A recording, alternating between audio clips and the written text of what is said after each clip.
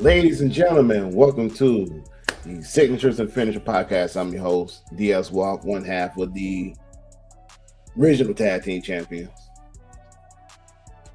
The other half right here just called me a bitch. Because I was doing something and I ain't let him in right away. But the other half of the tag team champion did no names. Jamie. I was like the guy in the airport, the tarmac that's doing all the dance and stuff, trying to get your attention. I gave it a solid 2 minutes and you weren't responding. So, hey man, just streaming stuff, man. I'm trying to update some stuff. I already lost all my files, so I gotta kind of had to do something different, and you know how that go. So technology, something different, they just don't go together like it used to. It's true. So I'm just doing the best I can. But welcome to the show. Me and Jamie, we got a lot to talk about today. Mick Foley, Gunther, CM Punk promo. And that's mainly about it. WWE never, ever fails when it comes to fake and reality. As how I say it, and I'm quite sure everybody agree with me on this one when I say fake is the new real. Is that what we're going with? Fake is the new real. Yes, sir. And today's topic on the show is the mask is off. When I mean the mask is off, I mean really the mask is off.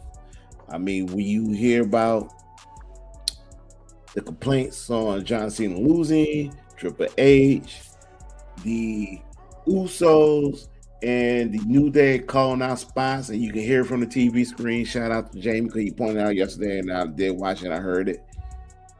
I thought for sure by the time you watch it, they would edit it out. And I was like, it's going to make me look like I'm stupid. But no, you could flat out hear him crossbody. And come on, man. And I don't blame the Usos or Kofi. Was that Kofi or that was Kofi? Yeah, it was Kofi and Jay. I don't blame them. They got to communicate. But how do you production guys? What are you doing? I mean, they were close enough. I mean, the microphone was really close, though. You can hear the thing. That's plain as day. It's not like it was a guess of what they were saying. That was plain as day. Yeah, I'm kind of surprised they, hey, get back. Gave him a little signal, get back. I mean, I understand you got to hear things going on in the ring, but you don't need to hear, hey, crossbody, hey, suplex. I'm telling you right now, if Vince was in charge, that dude probably already be fired. Oh, yeah, 100%. Because the one thing about Vince McMahon that I loved the most was that he took his production to the highest level. Kevin Dunn had that team just rolling. Best production, best set designs, everything. You actually felt like you were at an event. If you look at the sets now, when you I haven't been to a show in a long time because why? But when you just look at the sets when they do the big pan outs, it's a wall of screens and that's all it is. There's no design to them anymore. There's nothing that makes them special. Even WrestleMania this year, yeah, it was tall, but it was small. Besides the height, the overall size of the backdrop and everything, it was fairly small. They don't put any effort into it anymore. Because that's TKO. Yeah, well, they're just trying to live off the name of WrestleMania and WWE. And it's going to bite them in the ass. Because, again, they get caught up in their own promotion more than almost anybody in the world besides LeBron James. Damn, LeBron James caught a stray. He will always catch strays. Always. Wow. The King caught a stray. And he's not even on the show. Please. That's that off topic so I'll be talking about. LeBron, man. I'm not making him a topic. I just threw it out there. Man. Hey, my bad, LeBron. You caught one, bro. It ain't come from me this time. It came from somebody else. I got plenty more. I'm quite sure you do. I got a chamber full of things about LeBron James, but that's for another day, another topic. Let's say if you want to do one of the sports shows soon, I can just go for a full couple hours on LeBron. It's just too easy. Yeah, I know we both can. Hey, make sure you guys like, subscribe, and share, and make sure you like, subscribe, and chat about our show. And before I also continue, today's signature move is curve stomp, because it seems like everybody was doing some type of abbreviation of curve stomp. And the reason I said it's a curve stomp today is because yesterday the Masked Man was revealed to be Austin Theory. Now, I was not expecting that quick to happen. I was hoping it happened, in January when Bron Breakker fights CM Punk and the Masked Man will cost Punk the title. I did not expect that the Masked Man would reveal himself in a match against Rey Mysterio Jr. And was it Logan Paul, if I remember correctly? Yeah, it was Logan Paul and Rey. I didn't expect that instant during that match with all the chaos that he revealed himself from running up halfway up the stairs and taking the mask off against a Rey Mysterio match. Nothing against Rey Mysterio. Nothing against Rey. But I kind of felt it was too soon to reveal. I'm okay. Again, it's one of those things. Why didn't you do it on Thursday or on Friday? See, I still wish SmackDown was on Thursdays. That's when it was the best. Thursday night SmackDown was the best. But that's off topic again. Friday. I would have waited until Friday. You have nothing going on SmackDown. We talk about it on every show. There is nothing. That show is so dead. Why didn't you wait to at least have a reveal on SmackDown to give them somewhat of a boost? I mean, it's not like, oh, well, Logan Paul's a Raw wrestler. Like, who cares? They got those guys jumping back and forth so much now, it doesn't even matter. Like, just have the match on SmackDown. Give people something to talk about on SmackDown. Because what are you going to get this week? Cody comes out and does a promo. That's the highlight of the show. Well, actually, the highlight would be, because I was watching the clip yesterday where I was on the job. Shout out to my... No shout out to my job. I was like, what? I was watching the contract signing between Nick Aldis and Drew McIntyre at his house, and he went there to reinstate Drew. Drew has some term conditions that one was that he'll get Cody Rhodes one-on-one. It was some other stuff that Nick Aldis presented to him, and Drew McIntyre told him no, he does not want to be reinstated. Drew has some terms and conditions that he wanted to have if he was going to return back to SmackDown, and he got his match with Cody Rhodes. It's a stipulation match, so it would be another gimmick match, a match that he wants. And during that agreement, Cody Rhodes showed up at Drew McIntyre's house. And James, this is the funny part. They had cops, and Cody Rhodes was basically beating up the police, trying to get to Drew. Yeah. How many times we seen that before? Nothing original on that. How many times have we seen the home angles bite them in the ass too? Like the Brian Pillman, Steve Austin one. Yeah. So him and Drew got into it, and during that altercation, somehow they landed on a Christmas elf. Yeah. But hey, Drew, if you want to know the good part about that whole fight, is that Drew McIntyre really does have a really nice house and a big backyard. Drew McIntyre is crossing into the same territory for me as LA Knight. Like, I just don't need to see him anymore because WWE is not going to do anything with him. Yeah. And that's not a slight against Drew McIntyre or LA Knight. I would like to see both of them succeed.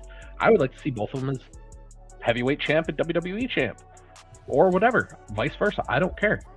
But we all know WWE is not going to do anything with him. That's just how it is. Yeah, I think my tune has changed on that because if Drew got the match he wanted a stipulation to get him a match that he wants. I think the WWE is kind of teasing us that Drew McIntyre is going to win. Now, part of the whole thing, he should, but they could use that to just reinforce why Cody is so great. Oh, he beat Drew at the own match that Drew picked. That's why I have very little hope for it. Yeah, and you know, this was like Cody Rhodes unhinged. Like he was not himself during that altercation. But hey, we'll see what happens because they're doing the same thing with multiple people. Look at Jay. Yeah. Oh, Jay's so beside himself, and now he's a tag team wrestler. Oh, Cody, will he or won't he be a heel? Just stop teasing it and doing it. It's not like the tease is actually getting you anywhere. You had the whole angle with the referee where the referee was blatantly cheating in a match to help Cody. You haven't brought that up anymore. You brought it up on like the Raw after it happened. Hasn't been brought up anymore since then. They brought it up, yes. During that clip, they brought it up. But they brought it up. I probably didn't have the volume up enough to actually listen to it. I was playing video games. They brought it up, but they brought it up as in Drew. We want you to apologize to the official, to the referee, for kicking him in the face. He was like, no. No. But it's funny how they're teasing Jey Uso and Cody Rhodes turning heel. And in my mind, I'm thinking, if you're going to tease these two guys turning heel, just make them a team. Put them in the faction together. Makes sense. They got to do some massive shakeups because their shows are so predictable that they're not even entertaining. Like the Masked Man, we talked about the Masked Man being Austin Theory over a month ago. It was a terribly hidden secret. As much as they were trying to hide it and, oh, look at the shape of this guy is totally different than the shape of Austin Theory. No, it's not. It's just all around. It's the John Cena thing losing. If John Cena would have won, okay, cool. I get why he lost. And it's not even from the tradition standpoint. The tradition standpoint, I don't care. It's about, what does it benefit John Cena to beat Gunther on his final match? Is it going to be a marquee win for John Cena? No. Gunther's lost all of his big matches this year, basically. So is that a marquee win? No. Does it benefit Gunther to beat John Cena? Sure. Does it benefit WWE for your current superstar that's going to be around for another 10 years to beat one of the biggest of all time to kind of generate some momentum? Sure. Having him win the way he did, I think, was terrible. I still would have went with John Cena could pass out. That's fine. You could have went the whole Stone Cold and Bret Hart angle, where Stone Cold never tapped out. He passed out from the pain with the blood dripping down the forehead and stuff. That would have been fine. Then you could say Cena never gave up, so you keep that, but Gunther could still say that he choked him out. Everybody wins. But no, Triple H apparently insisted that he has to tap out. And I think that's why there was the basic smirk on John Cena's face, like, haha, I'm doing this for you.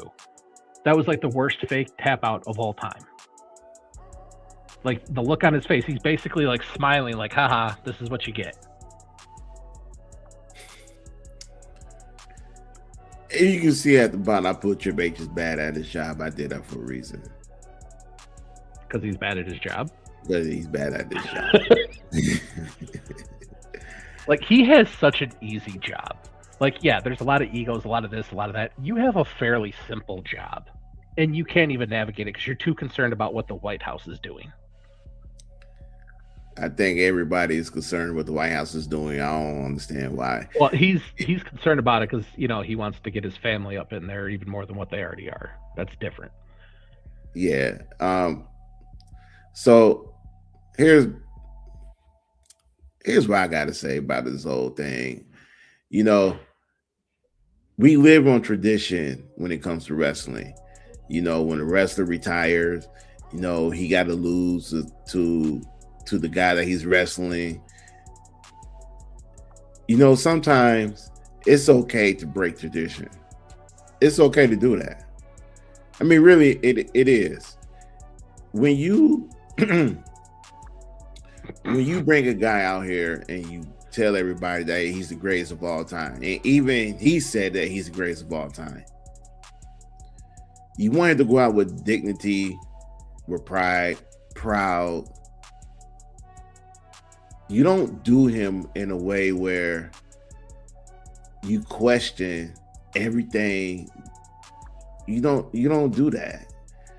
John Cena is the greatest of all time. And he went out in a way that it left a bad taste in a lot of WWE fans' mouth. And let me rephrase that. It left a really bad taste in John Cena fans. Well, it left a bad taste apparently in the locker room overall too. Yeah, that I should mention that in the locker room. John Cena is respected.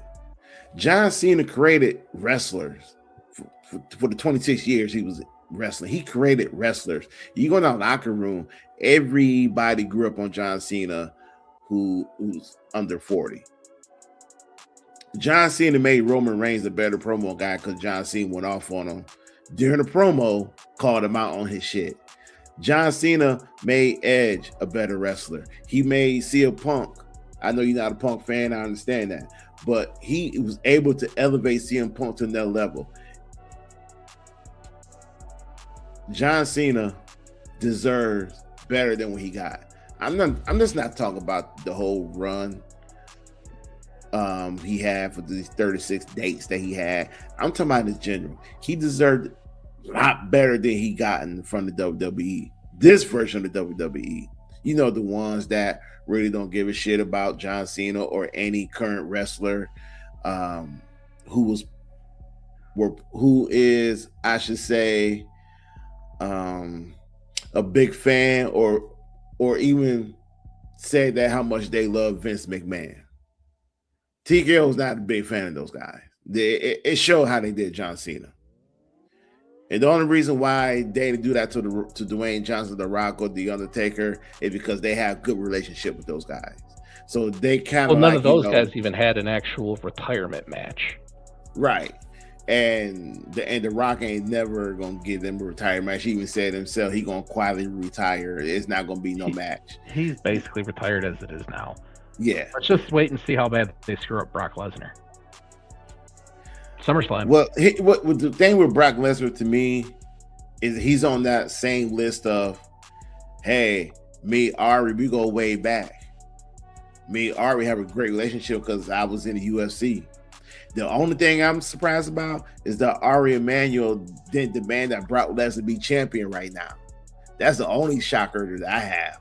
But TKO, Nick Khan, and the crew, they could have done John Cena a lot better than they did. And yes, they did him dirty. They did his fans dirty. They did the WWE Universe dirty. They did the locker room dirty. Because it just shows you how much they really care. I mean, hey, I'm afraid AJ Styles' retirement is going to be crappy. It's going to be shit. Oh, it's going to be terrible. Brock's is going to be bad. AJ is going to be bad. Because they don't care. When your partner TNA has openly asked for AJ Styles to be part of their show and get him a match, not just a match, winning the TNA championship. And we still haven't heard anything from the WWE about that. TNA relaunch next month, the first of the year, sometime in January. They want AJ Styles on that show. They want AJ Styles versus Frankie Garza one more time for the title. The WWE has not responded yet.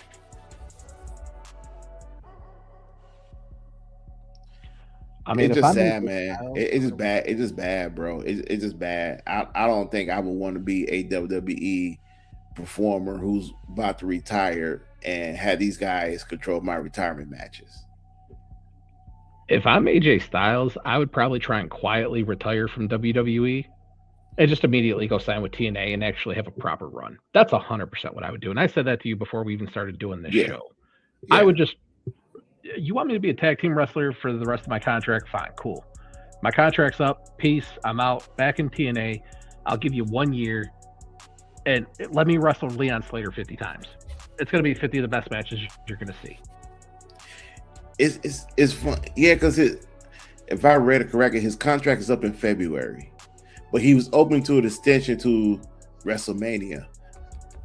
I wouldn't do it. I would not do it. I mean, a WrestleMania paycheck is pretty decent, so It's hang around till April, quietly just leave WWE, go sign with TNA, and give them the 1 year. Hey, I said I'd be done at 50. We're gonna kind of kick it into 51. Let's go. Well, AJ is 48. He's supposed to be turning 50 this year, or in 2026, I think. But whatever. Either way. Yeah. Let's see. AJ Styles. Because Styles is 48 years old. Okay, well there you go. So there you go. And he wants to be done before 50. So retired for the WWE in February. Give a nice few months run in TNA. You're out. You're done. Yeah. Been on some banger matches. You're now retired with the company that put you on the map. He's not going to get any banger matches with WWE. Oh, of course. I mean, if they were going to do that, they'd already start doing it with. You've got plenty of talent. You got Penta, you got Rey Fenix, you got Dragon Lee, you got Carmelo. Those are just the high flyers. Well, that's what I'm saying. That's just the high flyers. That's not getting into the other styles of wrestlers that you could wrestle. And that's not counting some of the new guys like Javon Evans and people like that. But that's what I would do. I would just wrestle out my contract, be like, all right, I'm done, and go sign a 1 year deal with TNA. Win the X Division title one more time, carry it, call it a wrap. Makes sense to me. WWE is not doing a whole lot of things right on any surface right now. So it's not surprising that they've got the backstage guys unhappy with the situation. And now you've got your legends getting upset with, Donald Trump and everything else with the Mick Foley stuff today. Yeah, so Mick Foley has cut off his relationship with the WWE due to come June, it's effectively cut off. June? Yeah. What I read, because that's when his current deal is up. So it's like, yeah, he's talking, but he's still getting paid. But he said that he's not going to sign a new Legends deal as long as Trump is still president. So we'll see how that goes. But yeah, he's not going to sign a new deal. His current deal's up in June, but he did tell him he's not doing any new appearances or anything like that for him. It's like look, I understand the Trump thing. I get it. You don't like it. Everybody has their opinions. But that shouldn't be the reason why you should want to end your relationship with the WWE. Well, no, it's strictly because of the comments that he made over the Rob Reiner murder. That's why he's done it. Yeah, and what did you expect? I mean, it's Donald Trump. He's gonna say things that people are not gonna like. Yeah, I mean, they're gonna back him because he's one of their legends. Blah blah blah, like all that stupid celebrity crap that they have, and obviously the McMahon relationship with him. Why TKO is still backing him? If I'm Ari Emanuel, that's just another reason to get rid of Triple H. Like, if you're looking for reasons, you got rid of Vince pretty quick. Why are you keeping somebody that's so close to Trump? Like, but either way, there's plenty of things in WWE to not like, depending on where you're looking at. I try not to be political, but I have my own reasons why you always hear me making fun of Crown Jewel. Yeah. Like, all that Saudi money. Yeah. I don't know if you really look at how Saudi Arabia treats women, but why would you subject your talent to go over there and deal with that? Again, it's leave the money on the counter. They show up, they get their money, and they leave. Man, the WWE wants to be chummy, and they want to be part of everything so much that it's like it's like they got to be known. It's like they got to be everywhere, and they don't need to be everywhere. Just be happy in your own little space. Be happy in the wrestling community. Well, the perception is that WWE has all of this power and all of this reach, and to a certain extent that they do. But outside of America, it's not what people think it is. That's why you got these companies that are paying hundreds of millions of dollars to get their programming. ESPN, and then they do WrestlePalooza, and it's like, whoa, these aren't the ratings that we thought we were going to get. Well, putting it behind a $30 paywall in certain stances and screwing up your deal with Google and everything else, like, that's not going to help things. But again, WWE's tried for years to get into India. No progress. It hasn't worked. Japan, no progress. China, no progress. All those countries with the major populations, they have no love whatsoever. Europe, the Middle East to a certain extent, and even the Middle East stuff, it's really only Saudi Arabia. Before that, it was just when they would do the tribute to the troop shows that they stopped doing, by the way. Don't know if anybody caught on to that, but they shut that down. 100% did. Yeah, their Middle East shows now are just going to Riyadh. That's it. So, like, they have their European market, but outside of that, it's America and the European market. They don't do anything in South America. They don't do anything in Puerto Rico, which is one of the biggest wrestling communities in the entire world. You would think with Stephanie Vacher that maybe we would do something in Chile or Brazil or something. Maybe, just maybe. Nope. Just reach out, see. But no, we're just going to keep going to Riyadh because they're the ones that pimp us out the hardest. It's everything is all commercial, and it's about, hey, you throw us the money, we can do some things. But the WWE don't change, and they don't change it. It's no matter what market they go to, it's the same stuff all the time. The same stuff. Well, that's why you hear me say, like, they get caught up in their own hype. Like, they're quick to tell you what celebrity they paid to show up at their show. Yeah, there's a few that are actual wrestling fans. George Kittle, he's a wrestling fan. Jelly Roll, he's a wrestling fan. Post Malone, how much are you paying Post Malone to show, and then having Michael Cole say, oh, he's becoming quite the wrestling fan? Like, maybe he is, but how much did you pay to get him there? Like, I don't care what celebrity's there. Post Malone is not going to make me say, I need to love wrestling more because Post Malone is there. Right. I don't care if you get Taylor Swift in the front row. I don't care. And every little girl out there, they're not going to care. How are the NFL's ratings doing this year now that the Chiefs suck?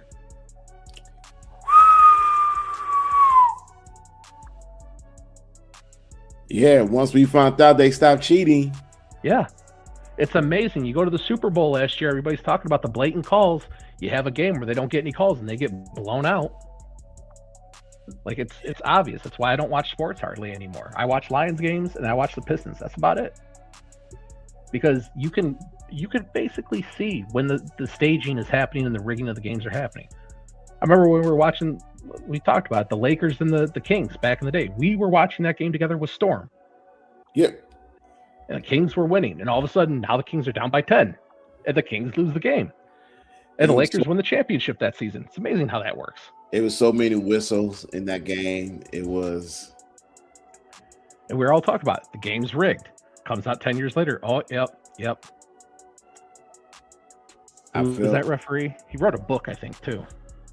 Yeah, he did. Yeah. He said the whole game. Well, what he said in this book was what we all kind of figured out, that the NBA is rigged. And, it's kind of like David Stern is just that guy who likes the rig game. He wants to see his top superstars or the top teams in the league be playing for the championships. Stern. I mean, I'm quite surprised that during his time as commissioner, he didn't figure out how to get the New York Knicks back to being on top. But it's the ownership of the Knicks. Yeah, what's his face is just a terrible dude. James Dolan. Oh, and ladies and gentlemen, this show is sponsored by ZipRecruiter. You're looking for a head writer for a real wrestling company. Hire Jamie.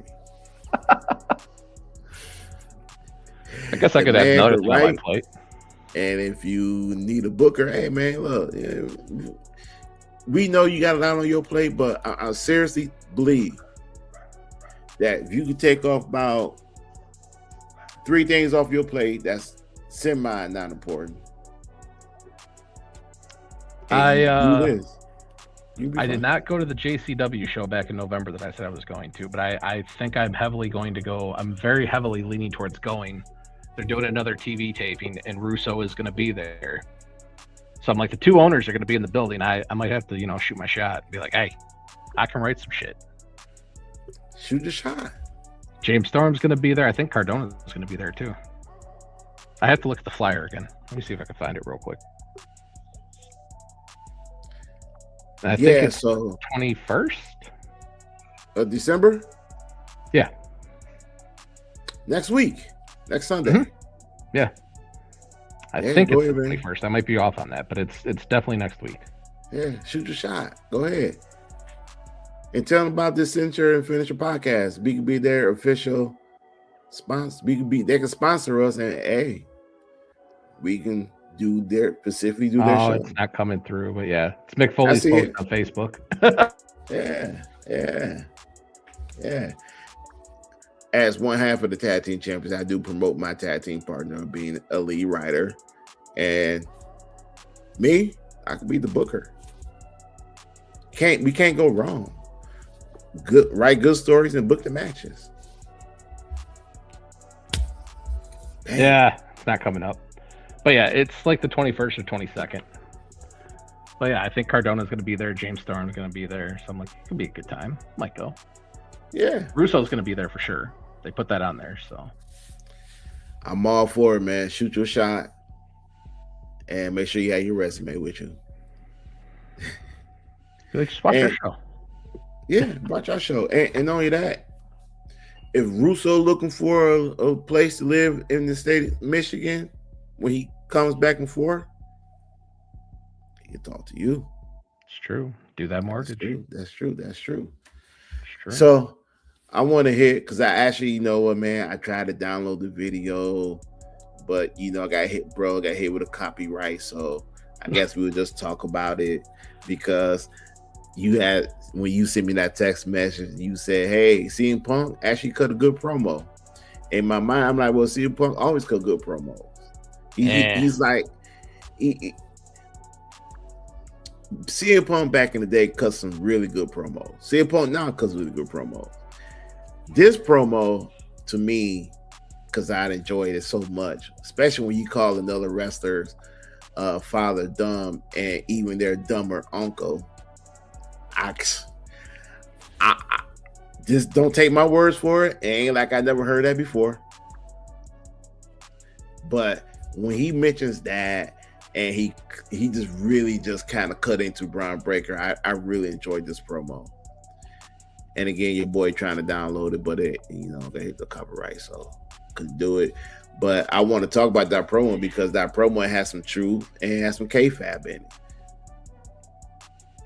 And he kind of made, even though Bron Breakker wasn't in the ring when he said it, he kind of made Bron Breakker look kind of weak during that promo.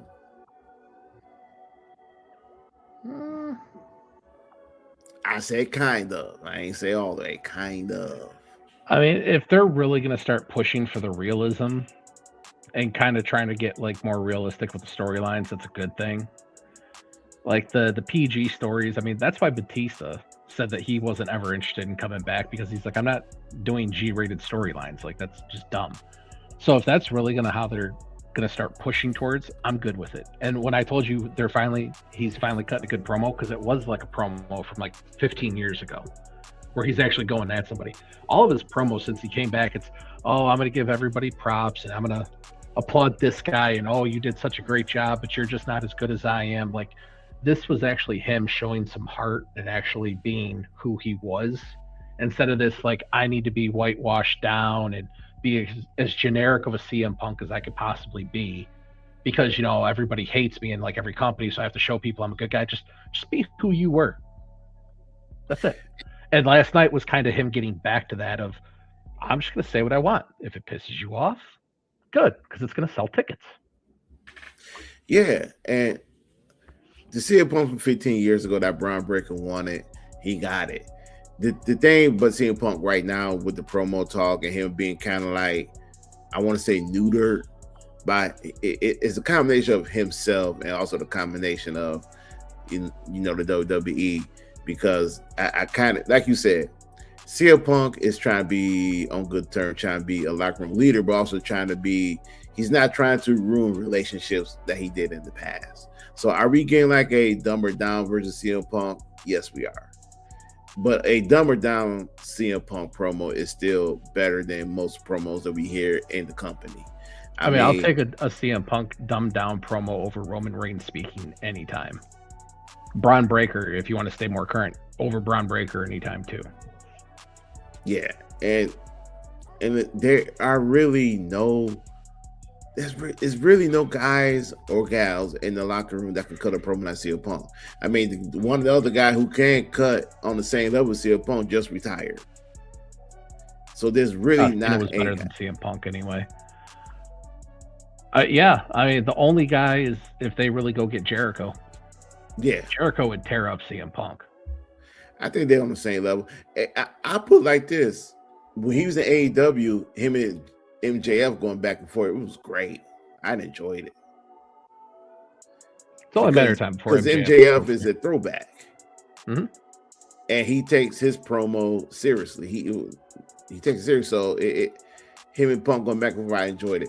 Chris Jericho back in the day, him and Punk going back, I love it. And if Jericho re-signs back with the WWE, to me, he's like CM Punk. He'd be one of those guys that will work with the young talent on their promo skill. Mm-hmm. Heck, even Kevin Owens could hold his own in the ring, cutting the promo. Jericho's one I'm hoping, especially because they are losing. You're losing 3 guys this year. You're losing 3 main eventers this year. Yes, possibly 4. Not tech. I mean, Cena's already gone, but I mean, you're losing Cena, you're losing AJ, you're losing Brock. Might as well say you lost Randy Orton. Yeah, the excuse of, he was over in Saudi Arabia promoting a show instead of being at Cena's final match. Like, come on. Why would you be that dumb to take one of his greatest rivals? And it's probably true. WWE probably didn't think about it and probably did book him for it. And if they did, how dumb are you? Like, it's one thing to not have Edge there. If I'm WWE, I still would have made that call that if Edge isn't going to perform, at least have him in the audience. Let him come out to the ring. But they didn't make that call. Right. But to have your second greatest, maybe even your greatest rival in the company, and you don't have him at that show? Yeah, that's kind of crazy. But now I'm kind of wondering, since Punk cut that promo, your dumb father and even dumber uncle. I mean, that's factual. Yeah, true. I'm kind of wondering. I'm wondering, are they actually going to be in the audience in Brooklyn when Punk and Bron Breakker go head up for the title? And I'm kind of wondering, since he cut that promo and said that, I wonder if they're going to get involved in the match. I just wish they would get rid of the whole Bron Breakker thing to begin with. Like, it's a stupid sounding name. If you wanted to be Bron Reichensteiner, go for it. Just have him use his full last name instead of Steiner. Just call him Reichensteiner. That's what his last name is. Sounds good enough. You got Gunther. You might as well just Reichensteiner. Sounds better than Bron Breakker. I think Bron just want to cut his own path. And Bron's the one that wants to use the name. WWE is the one that won't let him. He's talked about it. He said he's been highly frustrated because they won't let him use the Steiner name. And I'm like, if they won't let you use the Steiner name, just use your full last name and just go by your full last name.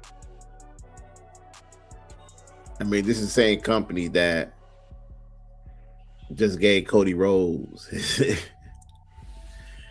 Some people are just petty. Well, I mean, I don't WWE understand is why. better for sure. And then I don't understand why the WWE on certain talent that they'll change their name. I mean, like for example, Blake Monroe should not be Blake Monroe.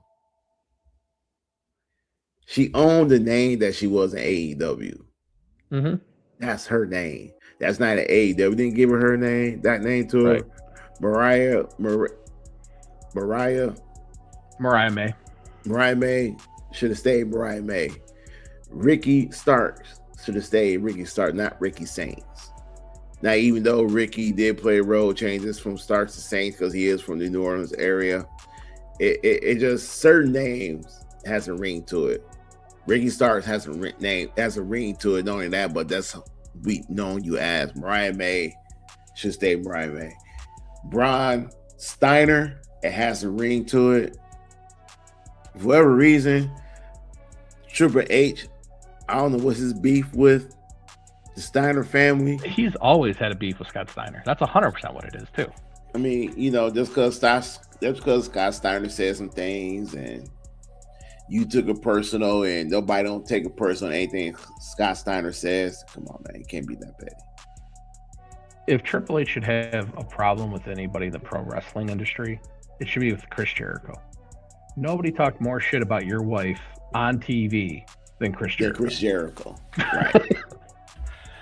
The Rock would probably be second, but Jericho by far. I mean, at this point, I'll be like, so is it true what Chris Jericho said about your wife? Is it true? I mean, you're not too mad about it.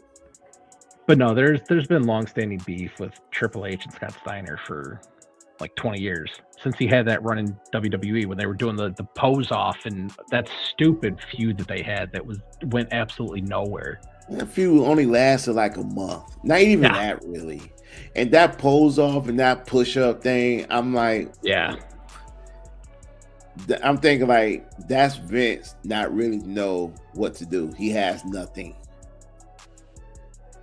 And then to me, a guy that has no body fat basically versus a guy that can actually flex through some fat. Like everybody's like, oh, Triple H looks so good. That's because he's actually showing muscle. When you look at Scott Steiner, there is no fat to push the muscle through to flex. It's just there. Like it's like the best way I always describe it, Scott Steiner got muscle on top of muscle on top of muscle. Steroids were working overtime for him.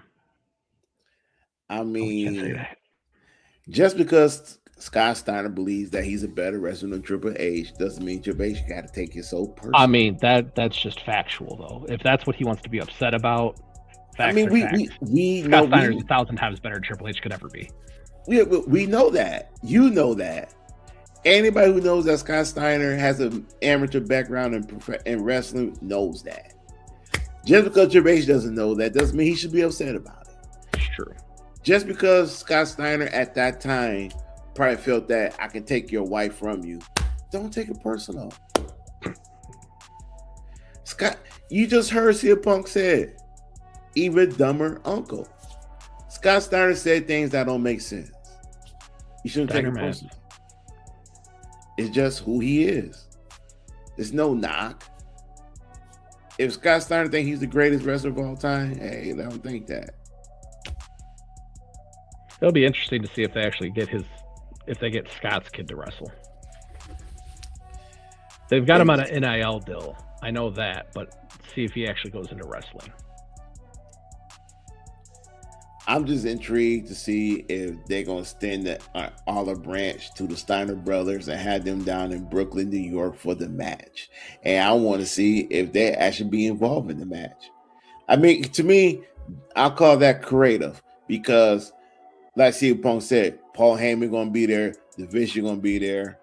And to me, having those guys interfere, it just be like any other thing we see. But if you have the uncle and the father interfere in the match, or even just the uncle interfere in the match. I was going to say, nobody honestly cares about the dad. Nobody cares about Snyder. Right. But it will make sense, though. Nobody cares. Nobody don't think about it. But, hey, Rick Steiner helped his son win the championship, or Scott Steiner. You ever want to see what your future is? You just take a long, hard look at Rick Steiner. That's your future. The man works in real estate, the same profession you work in. Come on. Yes. Look it up. I'm also not the lesser half of a brother that had a super successful career, and I was just kind of there. Just role reversal. I'm just simply saying, if Jimmy Uso wants to have a look at his future, just go look at Rick Steiner. That's all it is. You got a template of what it's going to be for you. And if you have a moderately successful son in pro wrestling, you're kind of screwed because you're just going to be made fun of. I mean, Rick Steiner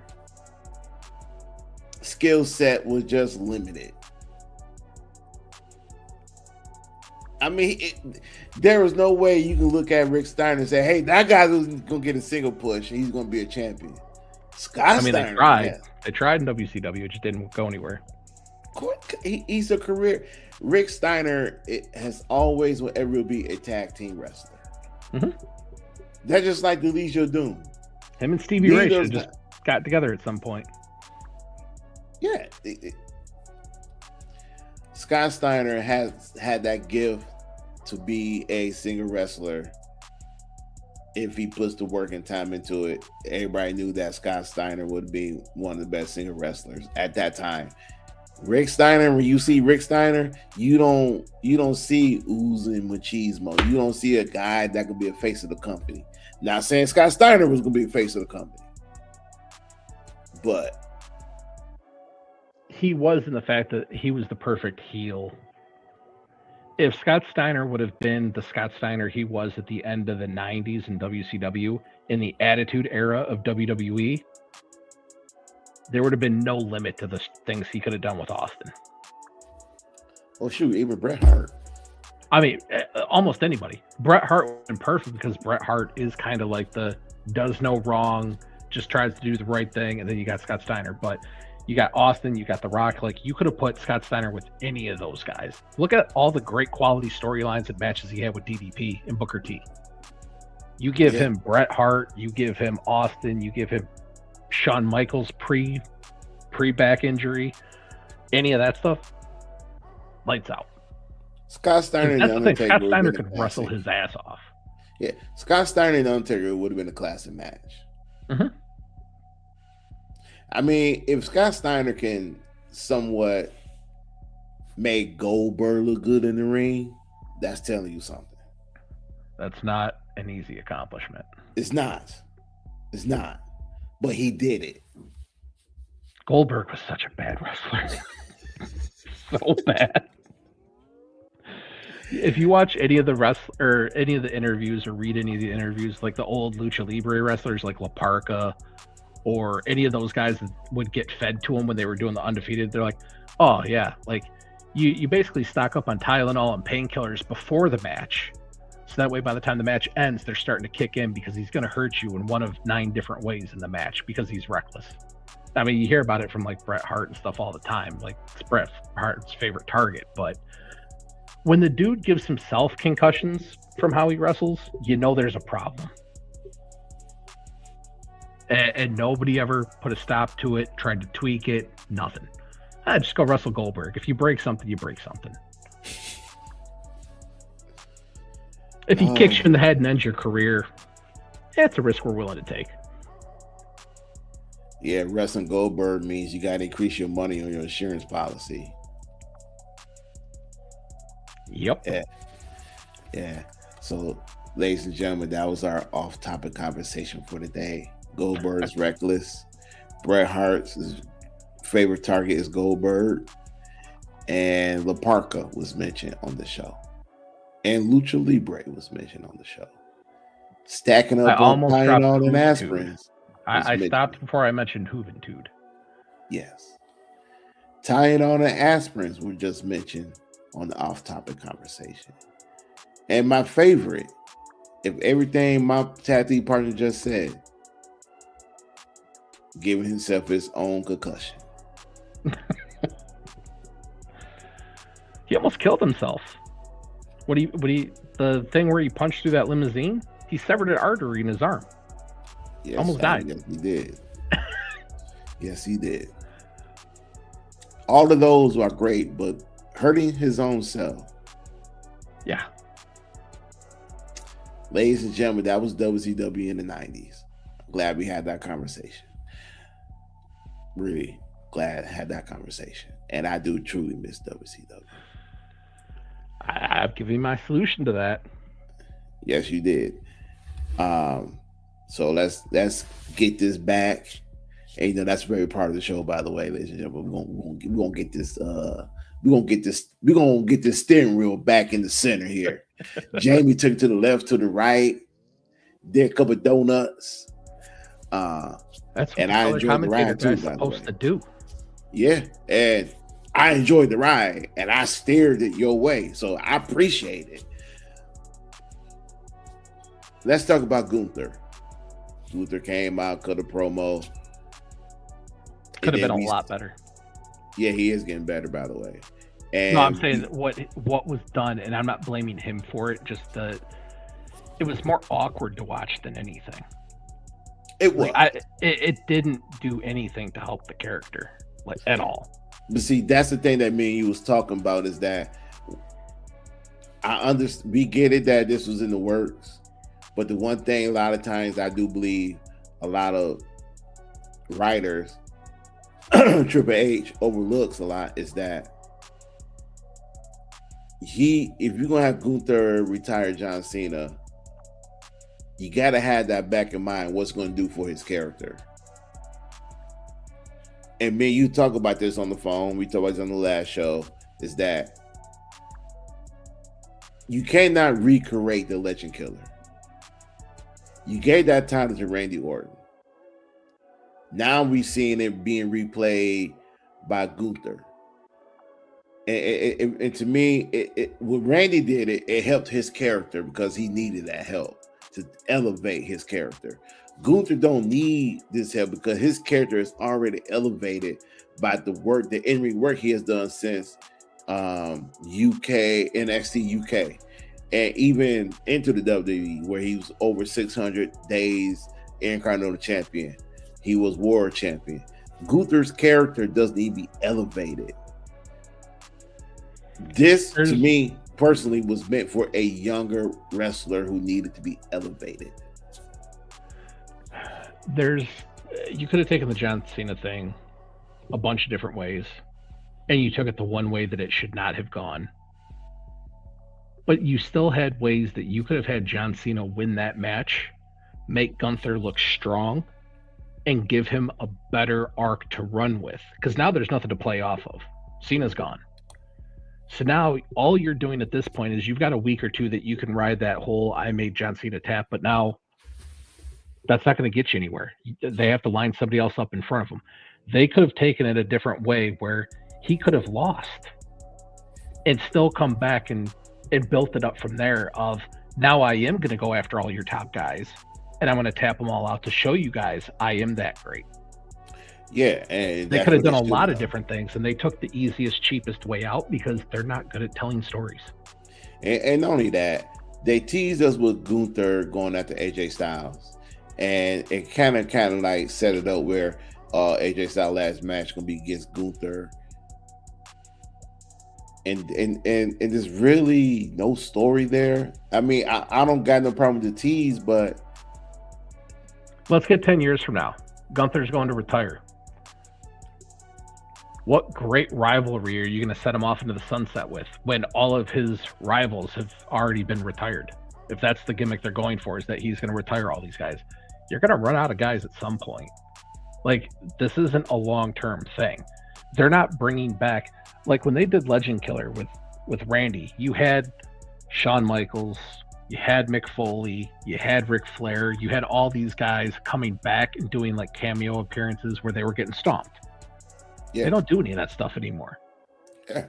Like, and not only that, and when he had that monkey or Legend Killer, he got it because he was just beating future legends. I mean, he was wrestling legends and beating them. He wasn't retiring them. He was just beating them. And again, you know, that Legend Killer Monkey here, it elevated Randy Orton, and he gained that respect from the legends. Gunther just, he made John Cena tap. Okay, cool. What are we gonna do now? I'm still under the impression that Gunther needs a manager. I'm under He's the not there impression. yet. I'm under the impression that you need to get Ludwig Kaiser and Gunther back together. They were a team. That's not going to happen. Kaiser was his manager / tag partner / single wrestler. You should never broke up Imperium just because you want to elevate Gunther into a superstar. You still could have done that when he's with Imperium. You didn't need to break them up. Ludwig Kaiser might have screwed himself by being too good as the El Grande Americano. Okay, what about Giovanni? I think they just set him up to fail. He was just hey, we got to save on the budget. Roster cuts are coming.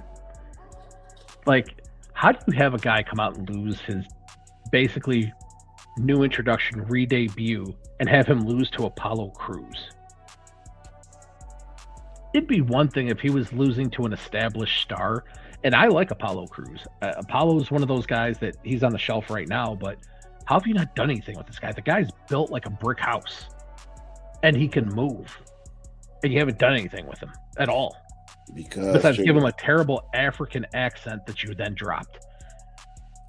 Because Triple H don't know how to book black wrestlers. And those are not my words. Those are words that everyone I heard on the internet. You're the black guy, so I get you have to say it the right way. Triple H is just racist. That's all it is. It's not that he doesn't know how to book. He's just racist.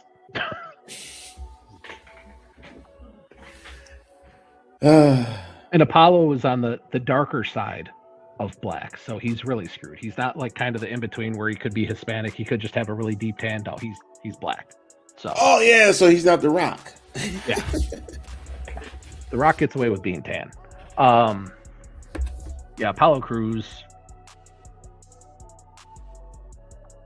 Where? Because you're too good to be there. But that you just got to call it what it is. If you look at it, nobody wants to. I mean, people say it, then everybody will stick up for him. No, he's not. What success are any black or Hispanic wrestlers really having in WWE? None. Dragon Lee. Wait a minute. See, here's my problem. Because you said Dragon Lee, but here's my issue with that whole thing you just said. Is that when Triple H brought in Dragon Lee, he said that he was going to be the face of Lucha Libre in the WWE, that Dragon Lee is going to be a superstar. Ever since Dragon Lee been called to the main roster, he been having him lose. Mm-hmm. And he put him with the LWO. For what? So that he would be mentored by Rey Mysterio Jr. He didn't have to put him in the LWO to be mentored by Rey Mysterio Jr. If I'm a booker, I'm taking Rey Fenix, Penta, and Dragon Lee, putting them in a stable together, and not anything Mexican related. They're just in a stable, and their whole thing is, we're just better than you. In the ring, we're just better, and we're going to go out and we're going to show you. And they're just going to have 5-star matches all the time, because that's what they do. That's what they're capable of. Hey, don't forget about Santos. I forgot about Santos because, let's be honest, you signed him almost 3 months ago, and the dude still hasn't been on TV. Maybe 2 months ago. I don't remember exactly how long it's been, but it's been long enough that I forgot that from our last show. We talked about it at the end of the show, and I've already forgot again. But again, it's not even about being Hispanic. It's about you have 3 young guys that are 3 of your best wrestlers in the company. And they're all, Penta's having the most success. Dragon Lee, you're the tag team champ. WWE doesn't care about tag team wrestling, so you're just kind of there. Penta's probably having the most success and hasn't even got a title yet. but he's getting the most marquee matches. I would put those three in a stable, go after the New Day, and their whole thing is we're the prime, we're the apex, we're the best of the best. And this is what we do. Heck, they might as well make trio championships if they're gonna do that. I'm begging for that too. Don't call them trio championships because AEW's already done that. But faction champion, stable champion, call it whatever you want. But they should have a 3-person belt that if you have 5 people, any of those 5 people could be representing the team. You know, like, was it the NWO that used to do that? Yes. Yeah. Oh, well, anybody in the NWO could be part of the tag team champs. Yeah. Actually, they did it, but also the Fabulous Freebirds did it. They were the first. That was going way back, yeah. Yeah, they were the first to have, anybody, and one of us can represent. But that's kind of what I talked about on one of the shows we did a while ago. Of like, you need to have a faction championship. And if you've got 10 people in there, you pick 3 people. That's who's representing them that time. If you've only got a faction with 3 people, guess what? All 3 of you are the champs. Go. And it's a way to compete with AEW. I don't know why WWE is so scared of having faction championships. I don't know. Yeah. So, just to let everybody know, yesterday Raw was not bad. It was good, but it wasn't bad. It to me, Raw kind of got better with this episode. I forgot to mention that earlier. I enjoyed the show, and the matches I actually did enjoy is the Stephanie McMahon versus Raquel Rodriguez match. And I like the fact that even though she is a horrible wrestler, she's just horrible in general. Those are not only my words, but everybody on social media. Sorry, Nikki Bella. I gotta be honest with that. But the simple fact that I like the fact that she is here. I like the fact that when she came out, she just didn't attack Stephanie McMahon. She also attacked Raquel Rodriguez. And when you see Raquel cut her promo backstage, she got this big lump on her side of her face, which I kind of enjoy because we got to see Raquel in a different light. We got to see her, okay, this 6-foot giant woman who called herself, shout out to Kevin Nash on this one, Big Sexy Cool. She cut a promo, Jamie, that I actually enjoyed because she was pissed off. She was angry. She got a knot on the side of her head. And she's like, you know what? I'm not only going after Stephanie to get the title. I'm actually coming after Nikki Bella because I told her to stay out of my business. But now she want to be in my business. I'm going to take care of that. I love the promo. I love the fact that Nikki got a little edge to her. And I also kind of like the simple fact that Stephanie McMahon is actually on Monday Night Raw, actually wrestling. I mean, it's a good thing because it shows quickly that Raquel's going to be a face, and she probably needs it. Because again, is she going to stand out in a faction with Liv Morgan and Roxanne Perez? No, because she doesn't have that style. And as far as powerhouses, all of them are heel besides Rhea. And I mean, Rhea struggles in the power game. Like, for being as big as she looks, she struggles. We talk about it almost every show. Yeah. But Raquel, the match last night was really good. Like, I watched the whole thing and I was like, she can go. Yeah, you can tell she vastly improved her in-ring skills, and I see why the WWE is high on her and why they want to put the championship on her to give her a championship run. And I hope it's gonna come at the expense of Stephanie, because I do wish she's gonna beat Stephanie, and I actually kind of think it might be a triple threat match. It's going to. That's what they're pushing for, and that's the part. Nikki Bella is the exact thing that I've went on the rant about before, about how I hate the old guys coming back. She's taken up a spot that Roxanne Perez could be involved. Sol Ruca could be involved. Bailey could be involved. Anybody that's currently an active duty wrestler could be in that spot that Nikki Bella's getting. She's taking time away from Zarya. Let's go. You want another big powerhouse? Taken away from Zarya that could be getting called up. Mm-hmm. You know, and Nikki's already had her time. She walked away. Is Nikki Bella such a draw that you need to bring her back? No. If anything, I think it's WWE doing her a favor because she's got to cut Artem a check for $4,000 a month or whatever it is. Like, she doesn't add enough to make it worth the time to have her there.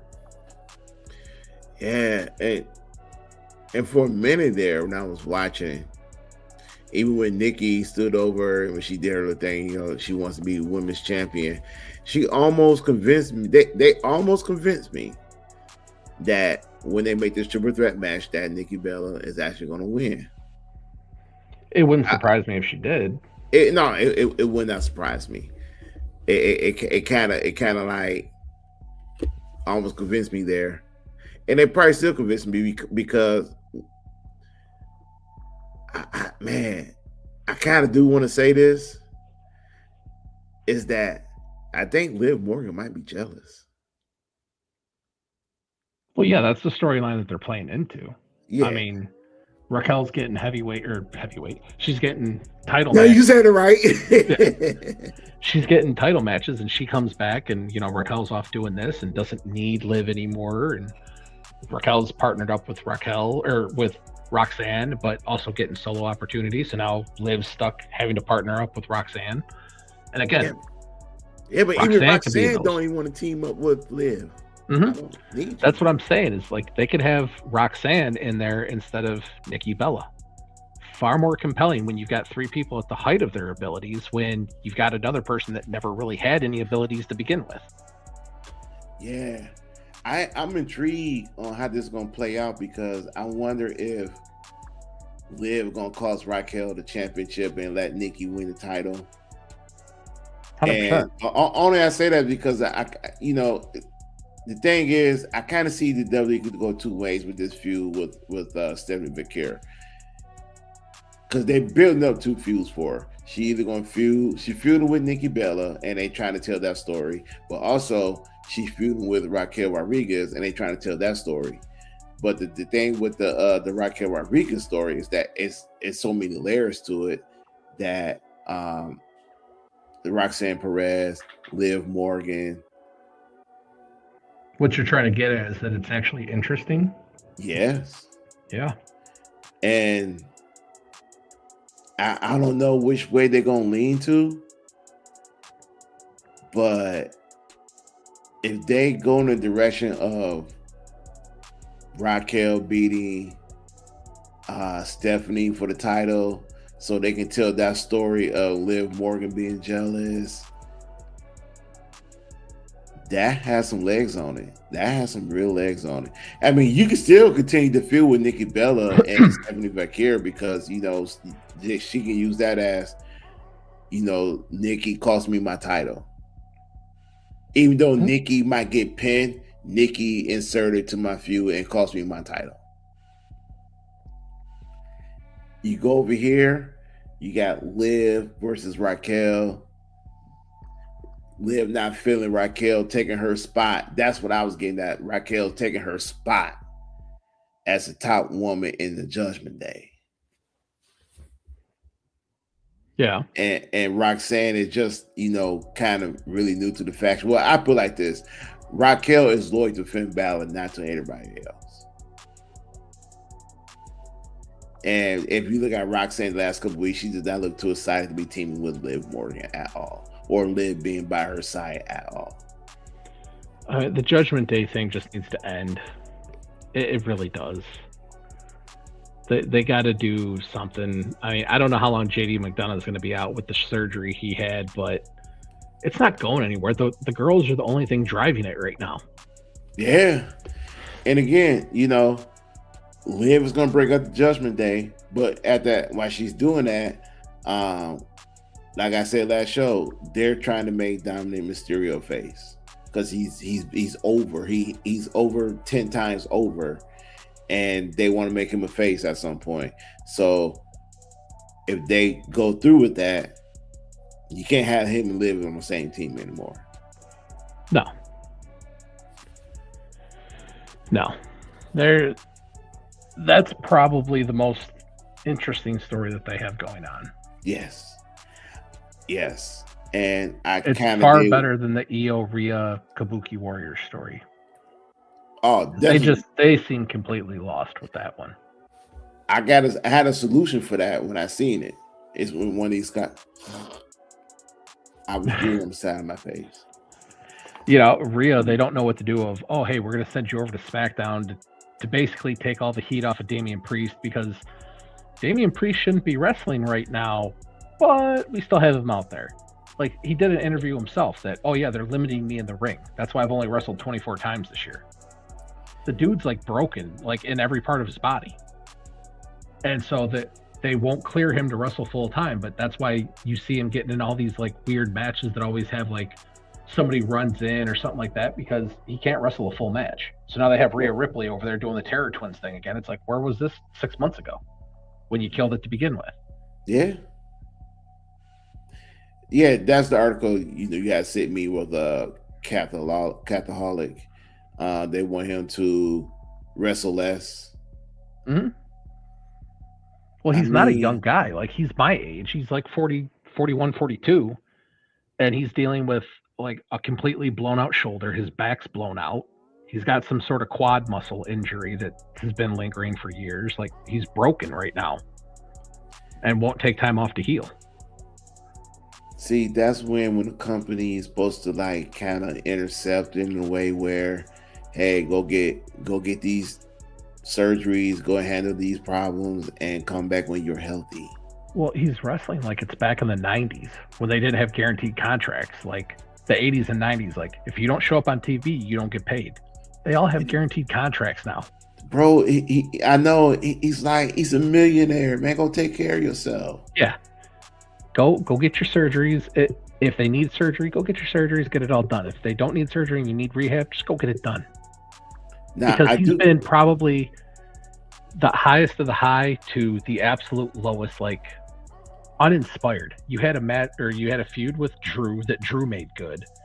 You've got this never-ending feud with Aleister Black that Aleister Black's making good. It's not any part of him. I don't know if he's just not into it or if he's that broken that he's given it his best and it just ain't there. But it's like, do yourself a favor and take some time off. Get off TV so that people want to see you come back. Yeah. Sometimes you gotta protect people from themselves. And Damian Priest situation, man, you got all these injuries and stuff, man. That might explain why his level of wrestling has not been up to standard, but also I understand where he's coming from as far as I'm a top superstar. They made me a top superstar. I'm one of the top 3 or 4 baby faces on SmackDown. If I go out for long extended time, get the surgeries and stuff, I might lose my place. But you already said the word, SmackDown. Do yourself a favor. Leave now while nobody's watching. Leave now. Yeah. Go get healed up. Come back when the show hopefully should be good. And you're not going to be gone so long that people are going to forget about you. No. And he has the advantage of being Hispanic. So he's automatically going to draw that love no matter what. Hey, so yeah, he's going to pull that love in no matter what. Doesn't matter if he's a heel, face, automatically going to get that love. Like Stephanie Vacher. Doesn't matter if she's heel, face, she's always going to get the Hispanic love, no matter what. Yeah. And Damian Priest is a very good wrestler. I enjoy the work he puts in the ring. I just wanted to get healthy. Just get healthy, bro. I would like Damian Priest to get back to pre-heavyweight title Damian Priest, which means take some time off, get healed up. Yeah, and work on your gimmick. Get back to. He needs some sort of refresher because, like the half-assed biker that's not a biker thing for Judgment Day has not been working. No. I want him to go back to. Let me rewind what I'm about to say. I want him and Rhea Ripley to take some time off. She don't need a lot of time, but take some time off. Come back as a team, work on how they're gonna be dominant again, because this ain't working for Rhea either. You know what I'm saying? Like, Rhea has a style. To me, Damian Priest, they got like a style that works together. They need to rebuild themselves, and they need to get back to being a strong unit. Get them back together. Well, WWE screwed that whole thing up. That's strictly on them. Yeah. Look, they should have never broke up Priest, Rhea, and Finn. They shouldn't. Kept them three together, but it is what it is. Get Rhea and Damian on SmackDown. Make them stronger, but they themselves got to work on some things. Come back to be a dominant force. Make them two heels instead of face, because they're better heels than they are face. You get more out of them when they're heels. I mean, look at the run Rhea Ripley had as women's champion when she was a heel part of Judgment Day. Look at Damian Priest with his promos, his wrestling, everything. It elevated when he was in the Judgment Day as a heel. It's harder to be a face. I mean, we talked about it before. Tiffany Stratton said, I have to be mindful when I'm doing interviews because they want me to be a face of what I say. Because she's like, I naturally react this way because it's easy. Right. Cody Rhodes tries too hard to be a face. He needs to just go heel. You got too many wrestlers there who are naturally heels, who are naturally faces. But what the WWE did was they made the naturally heels, trying to make them face, and make the naturally face heels. It just don't work. John Cena, natural face. Got so good at it that it just came naturally. They don't have anybody else. Like Cody, it just looks like on Cody's face that he's trying too hard to be a proper face. And it's like, you need to be a heel. And I don't know if there is anybody else. LA Knight might honestly be the closest thing to a natural face they have going right now.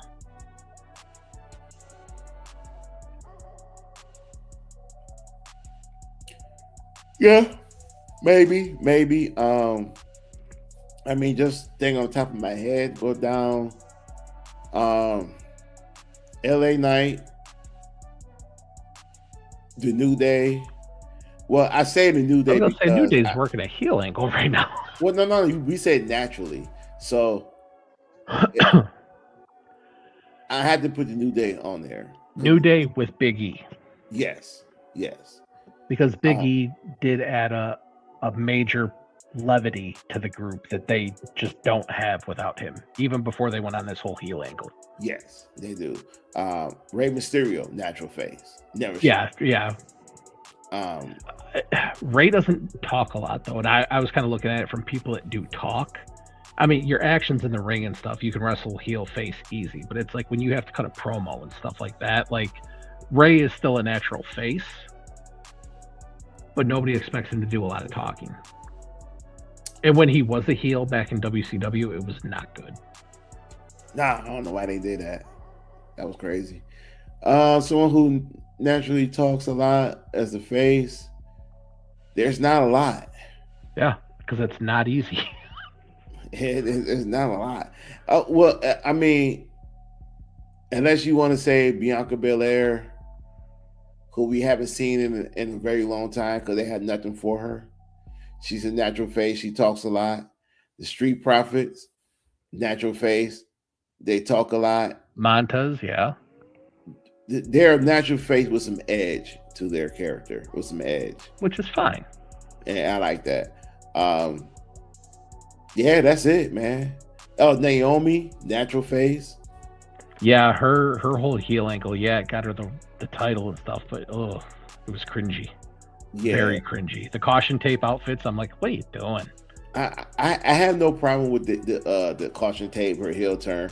I'm hoping when she comes back from her pregnancy that she will dive more deeper into her heel character. Yeah, the cackling is only going to get you so far.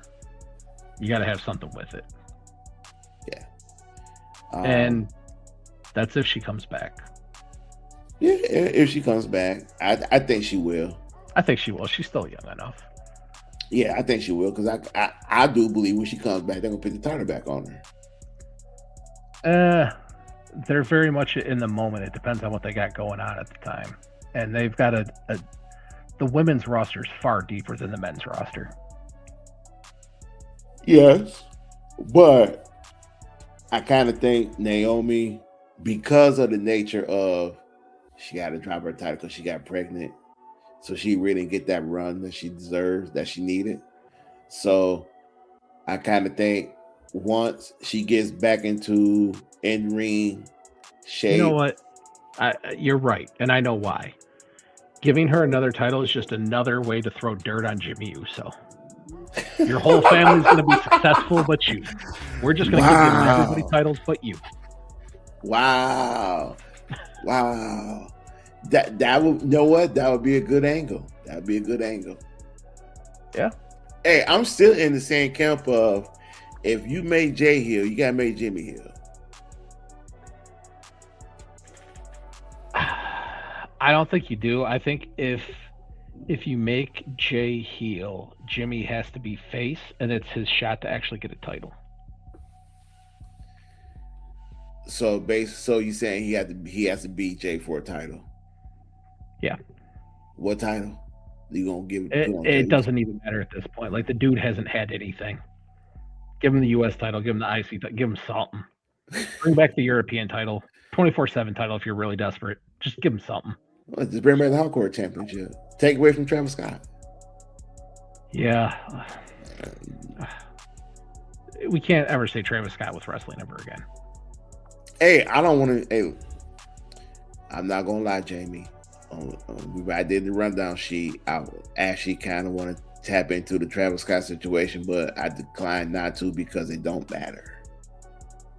When you keep giving this guy chance after chance, and the only reason you cut him is because he no-showed to an event, like, how much indication when he's not showing up to the Performance Center did you need to say, hey, we're going to scrap this before we get too far down the road on a story and we're screwed?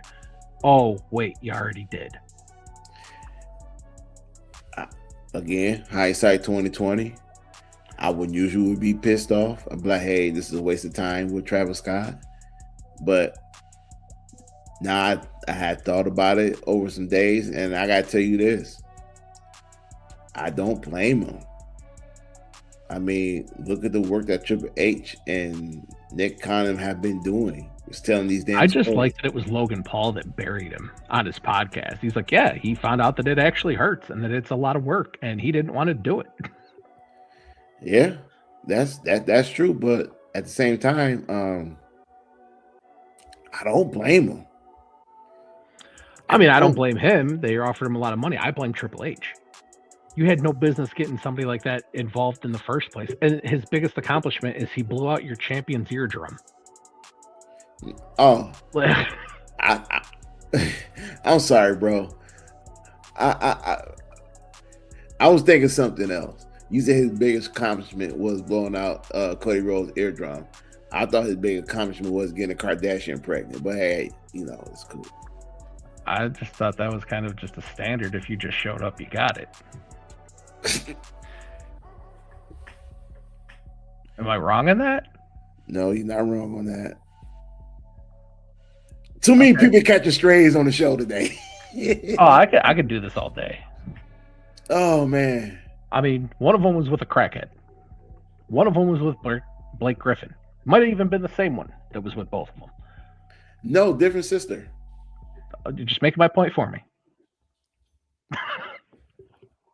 Everybody catching strays on the Citizen Fringe podcast. So with that said, we're gonna end it with that because we're gonna end the show because Sean doesn't want to get sued. So no, I ain't that getting sued. It's just we got a hit list of people who gonna catch some strays. I want to save it for the next show. I got plenty more. That's what I said. I don't even have to think about them. That's the sad part. They just come out naturally. Yeah. Like, I got a list of people who get some strays. We're gonna save it for the next show. Okay. We're gonna save for the next show. I mean, last I want to say, Drake ain't shit, but hey, that's just one brother opinion. I'm not a Drake fan. I can say that. A Drake fan. Huh? I've never been a Drake fan. You know, okay. I don't refer to him as Drake. I just refer to him as Jimmy in the wheelchair. At least I call him by his rap name. At least I ain't make fun of him because his name is. Talk about catching strays. Jimmy in the wheelchair caught a stray. That's why he's in a wheelchair. Oh, damn. This is getting too much fun. All right, ladies and gentlemen. I don't even remember the name of the show. I just know that my ex back then watched it, and that's the only reason I know about it. Oh, God. What was that? I'm not even going to waste my time looking up and trying to figure the name of the show because I might watch it and I might see something I don't like and I'm going to... Never mind. But just remember, before Kendrick, there was Royce the 5'9" that was lighting him up. And just remember, he is not like us. It's true. That's true.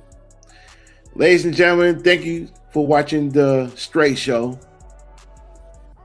Appreciate it. And on behalf of the Signatures and Finisher Podcast, the things me and Jamie said are factual. They're not factual. But we will see you guys Reverse on the disclaimer. weekend. Everything is a fact. Yeah, everything is a fact. Just like the Michigan football coach sitting there in the white jumpsuit. That's a fact. And simple fact that he went crazy. That's a fact. Yeah, he lost his mind pretty good. Yeah, he did. F you, my guy. I'm glad that was a blur out picture. Fuck you. We will catch you guys on Sunday for the Citizens and Finisher Podcast. I'm DS Walt, Tag Team Champion. That's Jamie, other half Tag Team Champion. We up out of here. Peace. Later.